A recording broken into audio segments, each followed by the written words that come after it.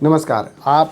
यदि आपने ऐसे कोई रीनल पेशेंट को देखा है जिनको भूख नहीं लगती है, उल्टी होता है, पेशाब में प्रोटीन जा रही है, बहुत सारी दिक्कतें हो रही हैं, ऐसे लोगों में अगर हम लोग कोई भी दवा का इस्तेमाल करते हैं, कोई भी न्यूट्रास्यूटिकल का इस्तेमाल करते हैं, तो हमें एक ऐसी दवा चाहिए जो भूख बढ़ाती हो, जो पेशाब में प्रोटीन के डैमेज को कम करती हो तथा गुर्दे के प्रोटेक्शन के लिए इस्तेमाल की जाती है। तो ऐसे में हम लोग टाउरिन और एन-एसिटाइलसिस्टीन का यूज़ करते हैं। टाउरिन और एन-एसिटाइलसिस्टीन को एक मॉलिक्यूल के रूप में अगर हम लोग ले आते हैं तो ये नेफ्रोप्लक्स आर है। इसमें आर क्या है? आर फॉर रेस्पिरेटरी, मतलब ये एक ऐसी दवा है जो गुर्दे को बचाती है और रेस्पिरेटरी प्रॉब्लम को ठीक करती है। आपने बहुधा देखा होगा रेस्पिरेटरी वाले पेशेंट को भी कफ जकड़ा रहता है, कफ बाहर नहीं निकलता है, मोबिलाइज नहीं हो पाता है। इसको कफ को ढीला करके बाहर निकालने का, एंटी इन्फ्लेमेशन का काम जो करता है वो एन-एसिटाइलसिस्टीन है। और अगर टाउरिन के साथ उसको मिला दिया जाए तो ये रेस्पिरेटरी के लिए भी बहुत अच्छी मेडिसिन हो जाती है।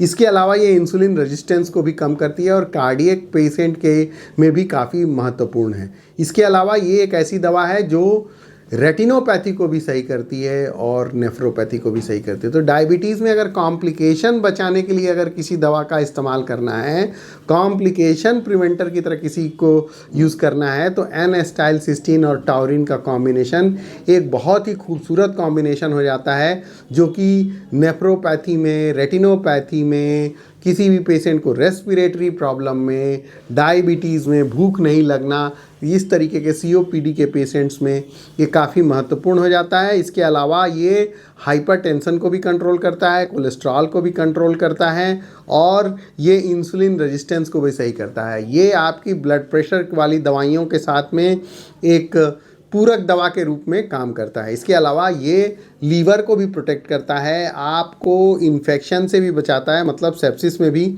ये काम आता है। इसके अलावा अगर गलती से कहीं कोई डैमेज हुआ है, जैसे अगर कोई पैरासिटामॉल या किसी अन्य दवा की वजह से अगर गुर्दे में कोई समस्या होने का कोई भी प्रॉब्लम होता है ओवर मेडिकेशन की वजह से, तो एन-एसिटाइलसिस्टीन और टाउरिन उसको भी सही करता है। मतलब एस्टामिनोफेन टॉक्सिसिटी में भी ये चीज़ हम लोग यूज़ कर सकते हैं। कि अगर डायबिटीज़ में कॉम्प्लिकेशन से बचना है, अंगों की खराबी को बचाना है, तो टाउरिन और एन-एसिटाइलसिस्टीन का कॉम्बिनेशन, जिसको हम लोग नेफ्रोफ्लक्स आर के रूप में जानते हैं, नेफ्रोफ्लक्स आर, इसमें नेफ्रो मतलब किडनी, लक्स मतलब रेटिना और आर मतलब रेस्पिरेटरी प्रॉब्लम है, तो ये इन तीन चीज़ों को तो मेजरली कवर करती ही है। इसके अलावा लीवर के लिए अच्छी है, इन्फेक्शन के लिए अच्छी है, हाइपरटेंशन के लिए अच्छा है और इसमें हम लोग डिसलिपिडीमिया को भी कवर कर सकते हैं। तो कई पेशेंट जिनको पेशाब में प्रोटीन जा रही होती है उसके लिए ये बहुत ही महत्वपूर्ण दवा है। तो कई बार डायबिटीज़ के पेशेंट में हम लोग इसको न्यूट्रास्यूटिकल की तरह इस्तेमाल करते हैं